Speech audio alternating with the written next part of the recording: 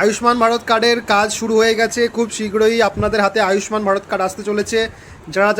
যাদের digital card AAOI PHH category যাদের card আছে তাদের সামনের মাস থেকে আয়ুষ্মান ভারত কার্ড আসতে চলেছে। কারণ এখানে দেখতেই পাচ্ছ আয়ুষ্মান ভারত কার্ডের জন্য ডিজিটালি অর্থাৎ ওয়েবসাইটে তাদের ডাটা এন্ট্রি শুরু হয়ে গেছে, অর্থাৎ ভেরিফিকেশান এবং ডাটা এন্ট্রি দুটো এখান থেকে হয়ে যাচ্ছে।